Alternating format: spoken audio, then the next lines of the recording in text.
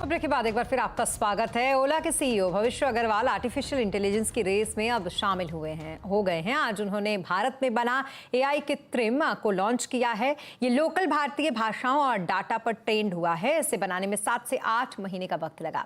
हमारे सहयोगी ऋतु सिंह के साथ बातचीत में ओला के सीईओ ने कहा कि इसको डेवलप करने के लिए फाइनेंशियल बैंकिंग परिवार और दोस्तों से उन्हें मदद मिली है।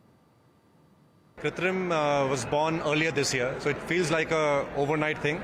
But we've been hard at work for more than about 8-9 months, and our ambition and our mission here is to really build AI for India. And AI is going to be such an important force for the economy in the future. Our Prime Minister has a vision to build a Viksit Bharat and an AI-first economy, which he articulated earlier this week. So we are really looking forward to building AI models which truly belong in India, are trained on Indian data sets, are more relevant for Indian cultural values, and also build the computing stack below the models, the silicon, the infrastructure, to really be able to deploy AI for every Indian. और says यानी कि special economic zone की export unit को अब घरेलू बाजार में कारोबार करने का मौका मिलेगा। सूत्रों के मुताबिक सरकार जारी शीतकालीन सत्र में सेज एक्ट में अमेंडमेंट करने की तैयारी कर रही है। खबर पर ज्यादा जानकारी के लिए जुड़ रहे हैं हमारे संवाददाता आलोक प्रियदर्शी। आलोक, बताएं जरा क्या अपडेट है इस खबर पर। बिल्कुल, देखिए, स्पेशल इकोनॉमिक जोन में काम करने वाली एक्सपोर्ट्स यूनिट के लिए अच्छी खबर है। उन्हें एक्सपोर्ट के साथ साथ घरेलू बाजार में कारोबार करने की भी इजाजत मिल सकती है। सीएनबीसी आवाज को सूत्रों से जानकारी मिली है कि सरकार मौजूदा एसीजेड एक्ट में अमेंडमेंट की तैयारी कर रही है और इसके लिए ड्राफ्ट तैयार कर चुकी है और इसे जल्द ही जो मौजूदा शीतकालीन सत्र चल रहा है इसमें पेश किया जा सकता है। जो प्रस्ताव है उसके मुताबिक जितने भी एसीजेड यूनिट में काम करने वाली कंपनियां हैं उनको डोमेस्टिक मार्केट का एक्सेस दिया जा सकता है। इसके लिए सरकार जो एसीजेड में डी नोटिफिकेशन को लागू करेगी, जिसके तहत जो स्पेशल इकोनॉमिक जोन में जो भी एस्टेब्लिशमेंट होते हैं उसमें पार्शियली डी नोटिफाई करके उन्हें घरेलू मार्केट का एक्सेस का फायदा दिया जाएगा। शुरुआती में इसे खासतौर से आईटी सेक्टर के लिए लागू किया जा सकता है।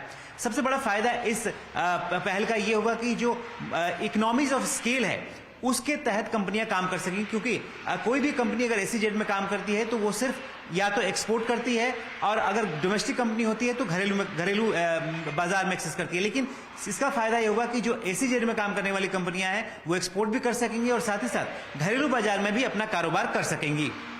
जी, बहुत शुक्रिया तमाम डिटेल्स के लिए आपका आलोक। और अब बात पहाड़ों में बर्फबारी की, जिससे कि मैदानी इलाकों में ठंड बढ़ गई है। उत्तर भारत में सर्दी का सितम अब शुरू हो चुका है। दिल्ली की अगर बात करें तो इस वक्त शिमला से भी ज्यादा ठंडा देश की राजधानी है। न्यूनतम तापमान यहां पर गिरकर 4.9 डिग्री तक पहुंच चुका है। हालांकि दिल्ली में हवा की स्थिति अभी भी बेहद खराब है। दिल्ली में एयर क्वालिटी इंडेक्स 300 के पार अब भी बना हुआ है। ये अलग अलग इलाके आपको हम दिल्ली, अमृतसर और मुरादाबाद, प्रयागराज की दिखा रहे हैं। डल लेक, श्रीनगर, जो कि फिलहाल सर्दी की मार झेलना इन इलाकों ने शुरू कर दी है। अब लोगों को पहले की तरह एयरपोर्ट पर भीड़ और देरी का सामना नहीं करना पड़ेगा। नागरिक विमानन मंत्री ज्योतिरादित्य सिंधिया ने यह दावा किया है कि उन्होंने सरकार ने 16 बड़े एयरपोर्ट पर भीड़ कम करने के लिए कई बड़े कदम उठाए हैं, जिसका असर अब देखने को मिल रहा है।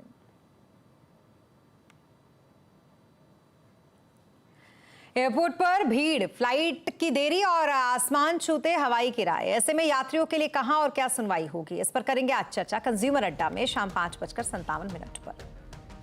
और अब बात यामाहा की, जिसने आज अपनी स्पोर्ट्स बाइक सेगमेंट की 2 बाइक R3 और MT-03 लॉन्च कर दिया है। दोनों बाइक्स लाइट वेट हैं और स्लिम प्रोफाइल पर बनी हैं। दोनों ही बाइक्स में लेटेस्ट टेक फीचर्स हैं। बाइक में 321 सीसी का लिक्विड कूल इंजन है, जो कि 42 bph का पावर जनरेट करता है। बाइक में 14 लीटर का फ्यूल टैंक है और 6 स्पीड गियर इस बॉक्स में बने हुए हैं। यहाँ पर कंपनी का कहना है कि बाइक में जल्दी पावर होने के बावजूद वाइब्रेशन बहुत ही कम है। यामाहा R3 की कीमत 4,65,000 रुपए है, जबकि MT-03 की कीमत 4,59,000 रुपए रखी गई है। और इसी के साथ इस बुलेटिन में फिलहाल इतना ही, लेकिन खबरों पर लगातार अपडेट के लिए आप बने रहें CNBC आवाज के साथ। नमस्कार।